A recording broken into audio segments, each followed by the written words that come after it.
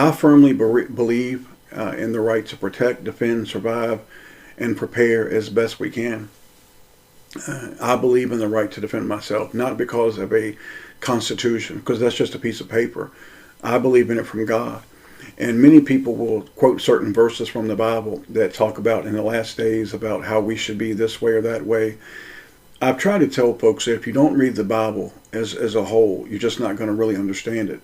You can take one verse of any passage, and if you don't read anything else, man, you can create your own doctrine.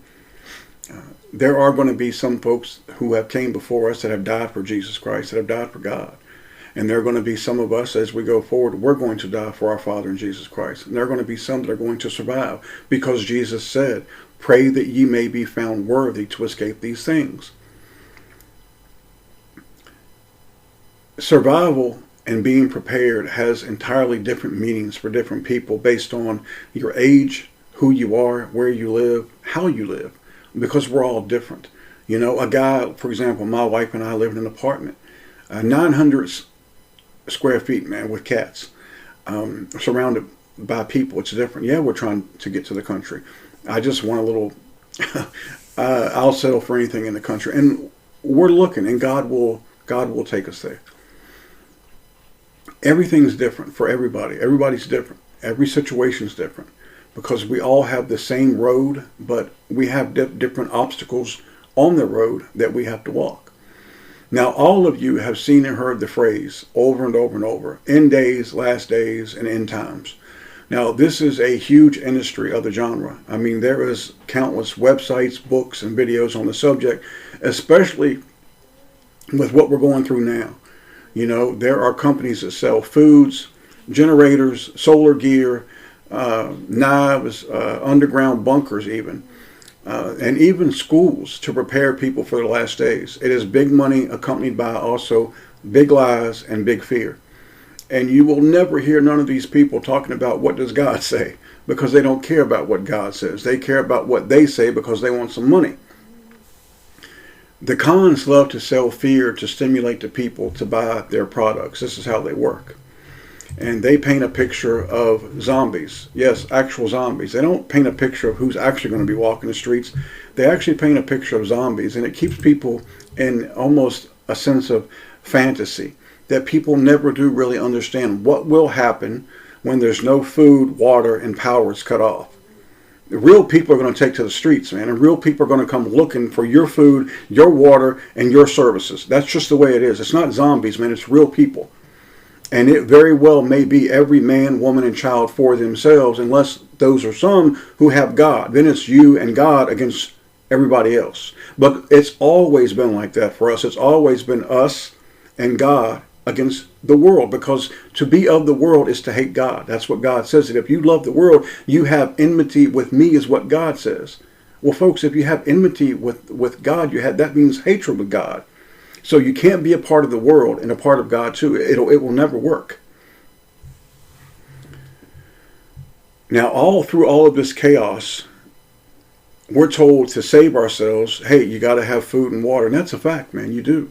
Guns, knives. And you need to be tucked away from the roving bands and evil heathen. And if you can, it certainly would help. However, you have to understand, that's not all there is to it. Because what's taking place has been ordained by God. So if God has ordained it, then who would be your first line of protection? Who would be your first line of survival and help? God. God would. The end-day survival genre is big money and big deceit. It's all over YouTube, BitChute, Rumble, Facebook, Twitter. There are dozens of shows on Fox, MSNBC, CBS, ABC, all of them about survival. People cannot get enough of it. They'll watch, the people will sit on their couches eating poison while fantasizing about surviving in the wilderness, as they watch some guy with a camera and 4 other people with him walking through some woods and pretending like he is surviving when it's a hoax, man. It's not reality. People will devote their entire lives to watching self-defense or survival videos, but they never use any of what they actually learn. This is what has happened to America. They become TV junkies, internet junkies. They watch and watch and watch, but they garner nothing. You're going to be better off, folks, to learn a little bit and really know what you're doing than to watch 100 things and never end up understanding any of it. Your ancestors had a lot of knowledge of how to survive because they had to, and we may have to also. But many of your ancestors, how they survived such harsh conditions and obstacles was God and prayer. That's how they did it, man. Prayer.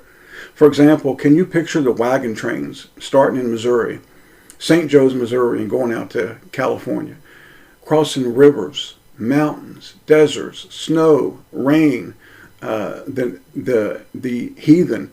I mean, they had to endure a lot. They had no vets, doctors. There were no grocery stores. Prayer.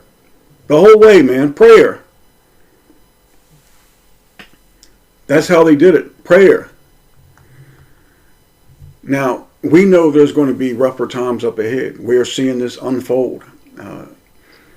However, we have to be realistic about it and understand that what it's going to take to survive what's coming. And what's coming scares people. So folks get freaked out about it. You don't have to get freaked out about it. Some folks, a few, will even look forward to it because they know it's the end. And this is what many folks want. They want the end of this because they know we're not of this world. We don't belong here. It's no good. It's evil. Okay, that's the truth of it. Now, Judges 10:14 says, "Go and cry unto the gods which ye have chosen, and let them deliver you in the time of your tribulation." Now, this is God talking to his children, and he's telling them, look, you've made all these false idols, these false gods, and you've worshipped the devil. So now things are bad for you. Well, you go and tell them that you need some help. Well, that's what people are going to do, and they're going to fail, but not you. You are his real children. So let's go further in our understanding of what's really taking place and how to survive. Jesus did say the end would be the worst time in existence. And you can read the entire chapter of Matthew 24, but let's focus on two particular verses. Those are Matthew 24, chapter 24 and verses 21 and 22. And let's read. "For then shall be a great tribulation, such as was not since the beginning of the world to come to this time, no, nor ever shall be." 22, "And except those days should be shortened, there should be no flesh saved, but for the elect's sake those days shall be shortened." I've actually met folks who believe that that verse is talking about something that happened 2,000 years ago. They don't believe it's talking about the end times. These people are delusional, man. Delusional. It's just the truth. But you see what Jesus is saying there, that those days are going to be shortened. And in Romans 9, the Almighty Father, I think it's in 27 through 30, the Almighty Father talks about making short work of this earth. That we're getting toward the end of it now, folks. I mean, the real end of it. Okay? And there is going to be a great tribulation. And we're seeing it now. We're starting to see it unfold. And there's no need to freak out about it. If you love the Father and you love Jesus Christ, let's embrace it and let's finish it. So, a man or a woman right now will get on the internet and they'll watch a video and they'll read something and it'll scare them and it'll send them into a little bit of a panic and a frenzy. They'll watch a video about how to make a fire and how to do this.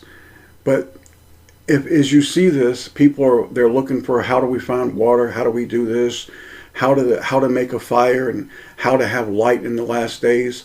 So they'll look for that kind of knowledge. But they won't look to the knowledge to the one who has all power, and it's called the light of the world. For example, Jesus Christ is the light of the world. Shouldn't we focus on him being the light and knowing that his light will give us light and electricity?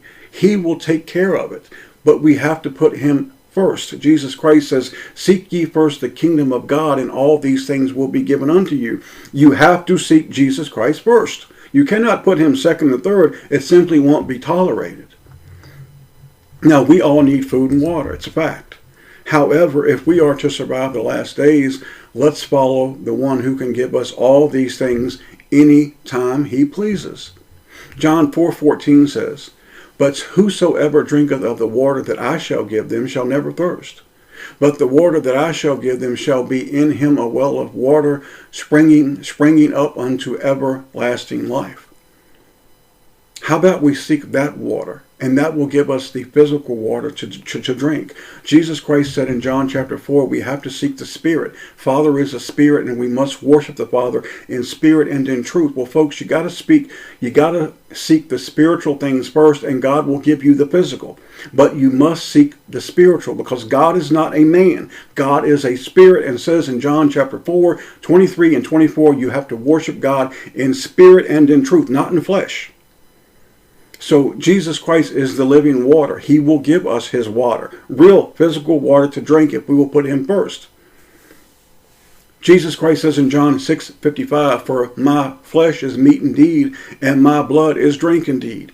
So how about we eat and drink Jesus, and he will see that we have all that we need. Speaking of lights and power and people, this is a big deal. We know about the energy crisis. We know about the electricity. We know about the green energy hoax. We know about all this. Again, putting Jesus first. Americans are fearful about losing power, and I understand, but they have forgotten the true meaning of power and lights. So let's read something. John 8:12. Then spake Jesus again unto them, saying, I am the light of the world. He that followeth me shall not walk in darkness, but shall have the light of life. The light of life. Matthew 28:18 says, Jesus came and spoke unto them, saying, all power is given unto me in heaven and in earth. There's your light and there's your power. So the next time the power goes out, think about that. Jesus has got you. Man, did Jesus bring you this far to get you 95% of the way there and then say, I ain't going to be able to carry you the rest of the way? That's horseshit. And that's what the world wants you to believe. The key to surviving and enduring the last days and this last stretch of hell, communism, is what it's always been, to survive every day. It's Jesus. Nothing's changed. But they want you to think something's changed. Nothing has changed. Nothing. Matthew 10:37 says this, he that loveth father or mother more than me is not worthy of me, and he that loveth son or daughter more than me is not worthy of me. If you're worthy of Jesus by putting him first, well, you can expect to have all these things, because he promised you that he would give it to you. And damn it, the Father and Jesus can never, ever lie. I've said it over and over and over. God the Father, who gave it all to his Son, cannot tell a lie. Jesus must come before everyone and everything. And as we go forward, there's no looking back. I don't want you looking back. You look ahead. Luke 9:62. And Jesus said unto him, no man, having put his hand to the plow and looking back, is fit for the kingdom of God. Once we give all of ourselves to our Father in Jesus Christ, there's nothing behind us. There is no rear view mirror with God. Everything is gone, man. What matters is today and tomorrow as we go forward. It doesn't matter who we were. It doesn't matter what we did in the past. It matters who we are now and where we're going in our walk with Jesus Christ. That's it. That's it. Trusting God pleases God. I want you to understand this, that trusting God pleases God. Psalm 118:8 says, it is better to trust in the Lord than to put confidence in man. But most folks are going to put their confidence in governments and men, and they're going to fail. Psalm 44:6, for I will not trust in my bow, neither shall my sword save me. You may have to use your weapon. I'm not saying that you won't. But it's not going to get the job done for you unless God has given you the ability to use it. Real courage comes directly from the Almighty Father. 2 Timothy 1:7, for God hath not given us the spirit of fear, but of power, and of love, and of a sound mind. Power, love, and a sound mind means you got it together. You're ready for it. Man, we've been ready for this all of our lives. Don't you understand? This is not new to you. It just seems new. God's been preparing you for this your entire life, and having peace through all of this hell. Isaiah 26:3, thou wilt keep him in perfect peace whose mind is stayed on thee, because he trusteth in thee. Now let's talk about this. In a time when chaos, anxiety, and people are freaking out, there is perfect peace to be had if we do what God says. And what does he say? He says, look, I will keep you in a perfect peace if you will keep your mind on me constantly and trust in me. I got you. It's going to be all right. The synagogue of Satan, the Jewish synagogue of Satan, the bankers, media, Hollywood, corporations, secret societies, Google, the medical industry, the military, and all fake heroes and false gods, and the devil himself. How much power do they really have? Look at all these groups I just told you, all of them. How much power do they really have if God says, you ain't going to touch not one hair on my children? Then guess what? Not one hair on your head is going to be disturbed.